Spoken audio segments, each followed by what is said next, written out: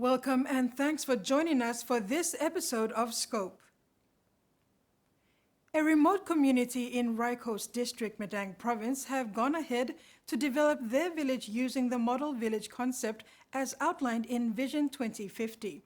The people of Gumbarami have built and maintained their own airstrip, have initiated a mini hydro project that is yet to be completed, and grow fresh produce and apples that just need market access. Gumbarami is a 3-day walk from Ramu in Madang Province. This remote village, situated on the border of Morobe and Madang, has been struggling to access government services for over a decade. The only way to reach the outside world is to cross a fast-flowing river on a makeshift bridge and climb up a steep mountain using a makeshift ladder called 10 Steps Bridge. A community volunteer service provider, Alex Watson, was invited to Gumbarami after word of the successful Insi Village Model project, which he headed in Makam district, reached some community leaders there. Gumbarami was part of the Healthy Island concept in 2013, which was initiated by the Evangelical Brotherhood Church and covered all the villages in the Nahurawa LLG of Rai Coast district. Already declared by provincial government and the health people, but there's more to be done on the project. And during my survey, I noticed that I think people have taken initiative to do it on their own. The place is beautiful. Houses are built in line. They have streets, and it opens up their minds to do other things on that. Involve more. Communities are involved in planting potatoes, sweet potatoes, carrot, cabbages, naturally grown. The apples Watson was referring to were nurtured and planted by Mondogawa. Mimbin kamapim dasara apple, or mimbin kisim dasara seed pro apple or Ramusuka town, or samla Highlands or bin kaike dasara apple or Ramusuka or Daka store. Na miruki more na or kaike dasara apple now they throw my seed pro ni koro empty drum. Ampla empty drum is from Daka store na mi kisim dasara seed pro and inside on dasara one apple and me 6 per hour kata. Me pulumapi mi sara pocket pulumi na mi come back 1983. 1983 mi bin kisin dasara ikam lo pres ro Gumbarami na mi bin finding dasara apple lo pocket na mi nesorim katim rice pason na mi nesorim. Na kamapi ma 3 per paso kataro nesorim. Na mi putin dasara lo house area pulumi. Na mi sekim mi ko na kuru na mi kisim dasara apple sem apple kama. So mi kisika pranim na mi rusi mi ko na kamapa bipra na mi ruki mi ko na parawa study kama na mi toki more pikini blomi o sem dasara apple parawa kama po sem dasara kain parawa dasara kain parawa kama name lo apple diwai now mi ruki mo sem mi karim now mi ama masro dasara now mi rukati mi stop enough now mi looking mi sana mi putim sampra pipi anini from apple now apple diwai dry na sting now mi kisin dasara na katim ke namer kisi so kam kati namer now mi pranim lo thai siro half side now mi come up with some apple now plant the apple come up lo area for me now mi come up more now come up now mi come up more some 10,000 tree now mi got so area for me now one time mi sarim sampra press no seve moro or two ko imta so mino sabro number. Apart from the 10,000 apple trees at Gumbarami, Gawa also distributed some to the nearby villages of Seve and Moro. The apple farmer said he had approached Didiman officers years ago in Madang about the possibility of selling his produce. However, they are yet to assist him. On behalf of the farmers and people of Nahurawa LLG, Watson appealed to relevant government agencies and local MPs to help market their produce. When we come back, World Food Day draws attention to the plight of the hungry.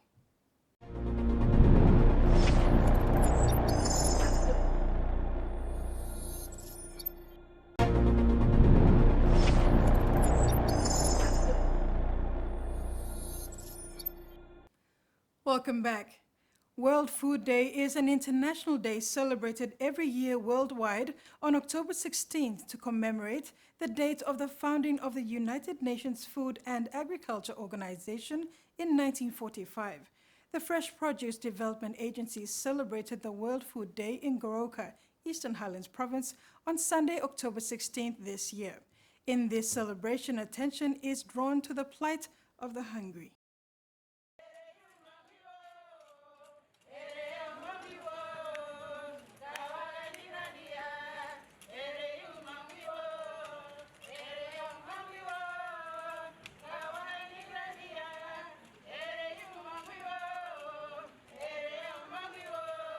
World Food Day is a day of action dedicated to eliminate global hunger. Held annually on 16th October, people from around the world come together to declare their commitment to eradicate worldwide hunger from our lifetime. The Food and Agriculture Organization was established on October 16, 1945. This organization works on agriculture and food security. Also, the main task of the organization is to prevent malnutrition. In the year 1979, the FAO introduced World Food Day by expressing concern for people suffering from hunger and malnutrition around the world. In 1981, World Food Day was first celebrated on the founding day of the FAO. In PNG, World Food Day was celebrated in Goroka, Eastern Highlands Province. It was headed by the Fresh Produce Development Agency. With the team Leave No One Behind, FPDA Chief Executive Officer Mark Vorinu said people need quality food to survive and keep healthy. Some have to work the land hard to produce quality foods, and those are farmers. Sourcing all the produce from our hardworking farmers right throughout the country, and aggregate them in the head office, in front of the head office, and give those produce to those people whom we think that they do in contributing towards the development of our country and providing safety for our community. So that's why we're taking a humanitarian perspective in celebrating or in commemorating the World Food Day for 2022. So thank you very much, all the stakeholders, the farmers, all our community members, from the Department of Agriculture and Livestock, from FAO, from all various stakeholders that have come together to put this program a very successful one. On behalf of Fresh Produce Development Agency, the board, management and staff and hardworking farmers right throughout the country, I'd like to thank you all for coming along and making this program a success. Mr. Vorinu clarified that as far back as 1945, the United Nations recognized food as not a privilege but a right, and that's why they created World Food Day. It's a day of observance to draw attention to the plight of the hungry. We're trying to work with the farmers to take farming as a business, then to taking it as a subsistence activity that they are quite familiar with for many, many years. And so our challenge now is to advise the farmers to put on the business cap, to take farming as a business, and they can be able to produce consistently and sell to the markets. Government's area of investment would be in investing in roads, in port facilities, in supporting the food development programs that we are running on key infrastructure like cold storage, warehouse facilities, and get organizations like FPDA to coordinate all the farmers in different parts of the country, consolidate the produce, and if we can test the local market and the supply chain within the local market, if it's working effectively and efficiently, there is a clear indication of the country having a robust food supply chain system, and that we can we should be able to explore the export opportunities. The CEO emphasized that while food is a basic human right, 1 in 9 people globally experience chronic hunger. He added that people wouldn't in fact be anywhere for very long because we need food to live. No one behind in terms of production, in terms of nutrition, reliable food production system.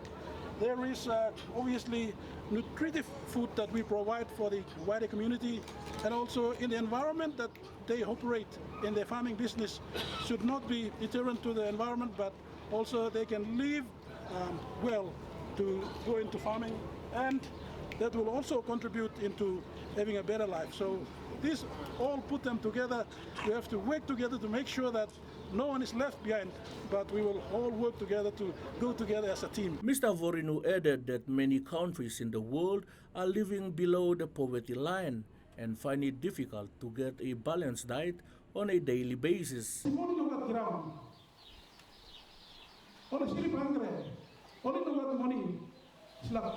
life, because food Deputy Secretary for Agriculture Francis Daink said having an unbalanced diet, people are vulnerable to many diseases including malnutrition. Global event, but to be here to celebrate this on a humanitarian grounds, it's a very, very significant to the community that's going to receive. You know, we are talking about food security. Food security means everything. Life, welfare, nutrition. He added that PNG is capable of feeding the Asia-Pacific region. The government needs to ensure there is a consistent supply and market access for farmers. I think the challenges are in our food production system, where we need to really have a robust food production system that is not seen in the country in terms of positioning the production system to be able to supply to the market consistently. That has been a challenge for us. You know that all our farmers are smallholder based, and you need to have the aggregation points in strategic locations.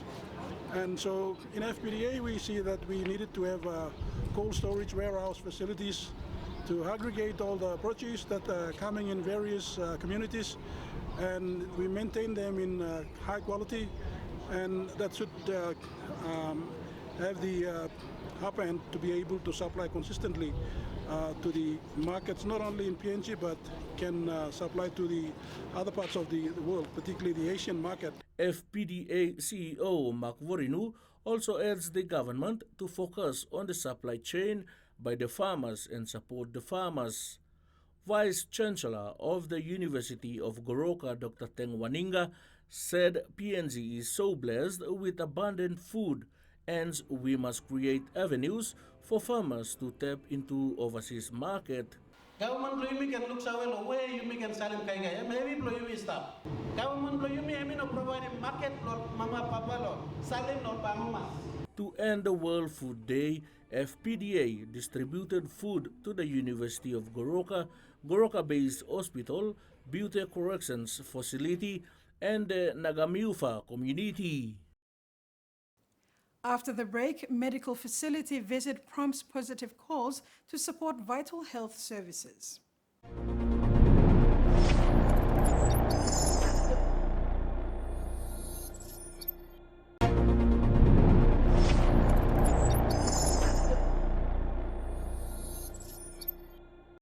Welcome back. After much preparation and consultation with key stakeholders, YWAM Medical Ships Australia and Papua New Guinea began operating the YWAM Dental Semi-Trailer in Port Moresby, starting with a pilot program at Sevasemora Elementary and Primary School. YWAM MS has been conducting mobile dental clinics in PNG for over 10 years via the medical ship and land-based teams, with the majority of services being offered in rural and remote villages. Over 120 students of Sevasemora Elementary and Primary School underwent oral health screening, and more than 300 students received oral health education from the YWAM medical ships Australia and Papua New Guinea. Students who required further attention received treatment inside the dental trailer at the school. Over 125 dental procedures, including restorations and extractions, were provided. 22 volunteers participated in this pilot program, including 2 dentists, 1 dental therapist, and 4 dental assistants from both Australia and PNG. YWAM Medical Ships has been conducting mobile dental clinics in PNG for over 10 years via the medical ship and land-based teams, with the majority of services being offered in rural and remote villages. During this time, nearly 44,000 dental treatments have been provided in collaboration with provincial health authorities, local dentists, and health workers. In 2019, YWAM Medical Ships acquired a mobile dental semi-trailer to expand the current work to the National Capital District. Key stakeholders, including NCD Governor Powes Parkop, NCD Provincial Health Authority, and the University of Papua New Guinea, endorsed the dental trailer's arrival into Port Moresby in March 2022. Dr. Stephen Yenny, CEO for NCD PHA, said dental services are a significant need in the city. He added that this dental trailer program aligns with NCD PHA's current plan to expand these services, and the PHA looks forward to working with YWAM to maximize the benefit of the program to the communities in NCD. YWAM Medical Ships volunteer and Sevese Moria Primary School alumni Venau Aiga said it was a joy to be starting work with the YWAM dental trailer in her community. Aiga said they were able to see several children who had been in pain for years. One little boy had so much infection in his jaw that he could barely open his mouth. For her, it was special because many of the children got to receive the care they needed and get the education needed to help them take care of their teeth. The YWAM dental trailer's arrival and pilot program have been supported by a range of companies, including Henry Schein, Octedi Mining, Agility Logistics, Mills Dental Care, and Ella Motors. Minister for Health and HIV and AIDS Dr. Lino Tom and his counterpart Shadow Minister Elias Kapavore were impressed and pleased to witness the progress on the work on the new cancer unit construction as well as the new cardiac center at the Port Moresby General Hospital during a recent visit. The cardiac center has so far saved more than 600 lives and saved several million kina of fundraising by patients to travel overseas for cardiac procedures, whilst the cancer unit is expected to be completed by September 2023. Port Moresby General Hospital CEO Dr. Paki Molumi was happy to have had the parliamentary ministers visit the new facilities recently.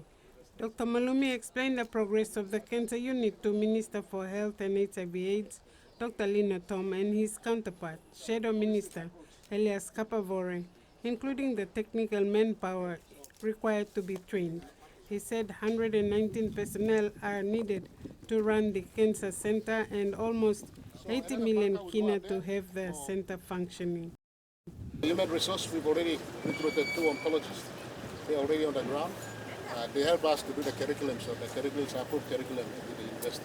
So as soon as this facility is complete, 2024, we'll have the clinical oncology curriculum here.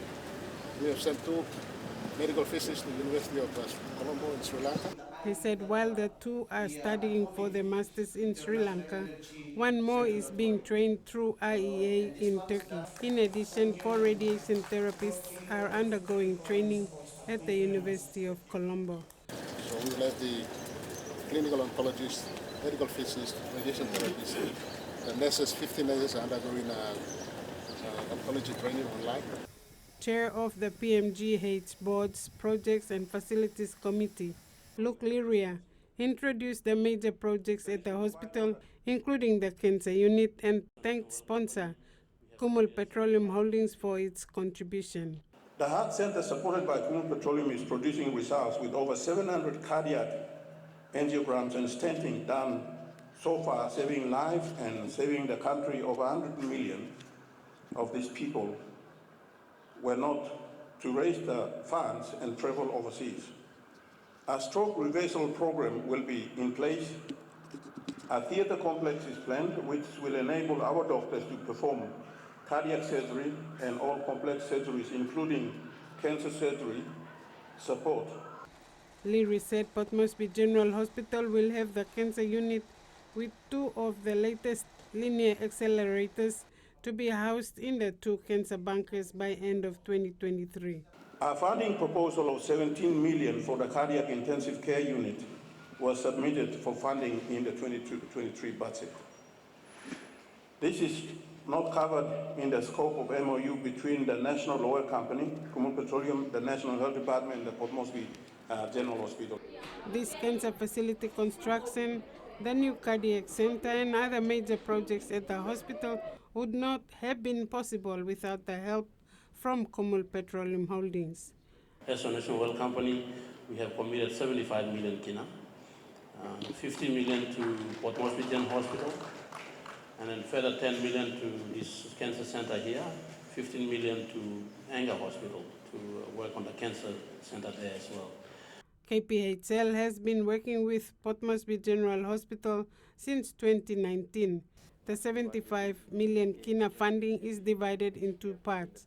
That is the equipment coming into the country and infrastructure and developing human resource. And we are very, very proud to be associated with Port Moresby General Hospital and Angao, and very proud to see the outcome in a short space of time. Since our partnership, since we signed the MOU in 2019 to now, we've just walked through the cardiac facility on the other side, and now the construction of this cancer center here, and similar sort of progress is also happening in Ley.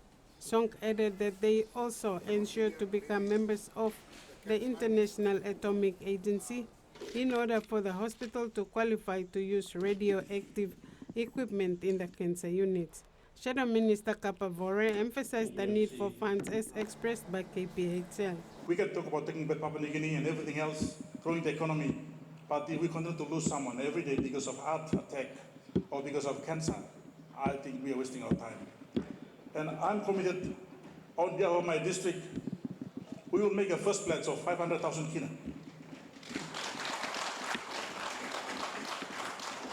From the DSW funds this year and next year as well. And I call on the minister to present a formal report to NEC so that they get this kind of money from all the 118 members of parliament to support this cause.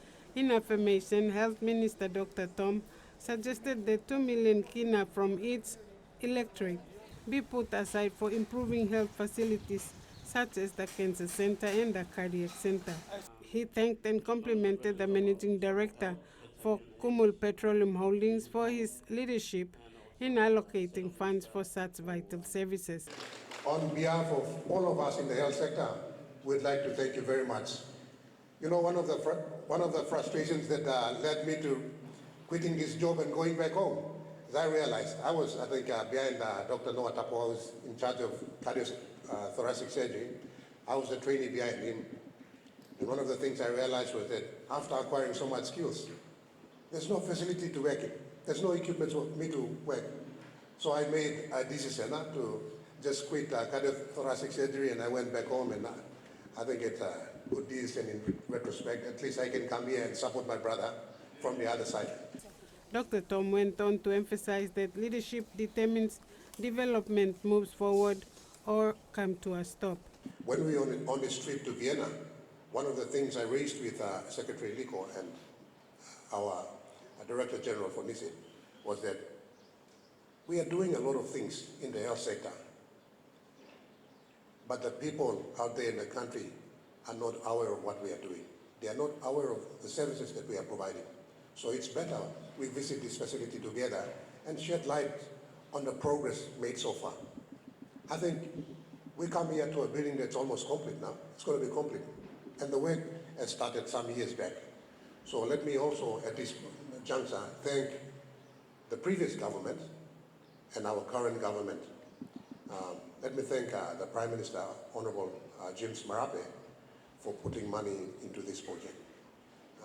We've been talking and talking for a long time, but finally this government has come on board and has directed Kumul Petroleum to come on board and invest in this very vital infrastructure that we have today. Dr. Tom said his purpose to visit the Kenzie Center construction was to talk to the people who are doing it, to present their work to the public, so the public will know and have confidence in the system that is in place. And that ends Scope this evening. A kind reminder to apply simple measures to prevent the transmission of the coronavirus. Regularly wash your hands with soap and water, cough or sneeze into your elbow, and exercise social distancing. If you are feeling sick, please stay at home. You can also call the COVID-19 hotline number for more information or assistance. Thank you for your company. Bye for now.